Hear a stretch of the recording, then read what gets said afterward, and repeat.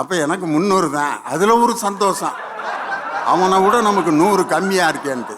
இதை பற்றியே பேசிகிட்டு இருப்பாங்க ஆஸ்பத்திரியில். அப்போ அவங்க குடும்பத்தில் இருக்கவங்களுக்கு யார் யாருக்கு என்னென்ன வியாதி அதெல்லாம் ஓப்பனாக சொல்லிகிட்டு இருப்பாங்க. பெரும்பாலும் குடும்ப விஷயங்களை இன்னைக்கு எதில் பேச ஆரம்பிச்சிட்டான்னா, சமூக வலைதளங்களில் குடும்ப விஷயங்களை சர்வ சாதாரணமாக பேசுகிறாங்க. வீட்டில் சாதாரணமாக ஒரு 2 குரூப்பு கணவனும் மனைவியும் சேர்ந்து ஒரு சமைக்கிறாங்க. அதை சமைச்சதை குடும்பத்தோடு உட்காந்து சாப்பிட்றாங்க.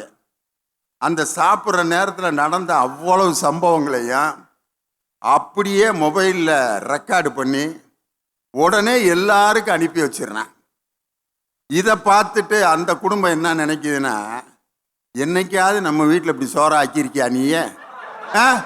அவன் பாரு குடும்பத்தோட எவ்வளோ சந்தோஷமாச்சோ, அவன் ஆக்கிட்டு இருக்கப்ப என்ன நடந்துச்சுன்னு பற்றி இவனுக்கு அதை பற்றி கவலை இல்லை. இதை தேவையில்லாமல் எல்லாருக்கும் தெரிவிக்கிறதுனால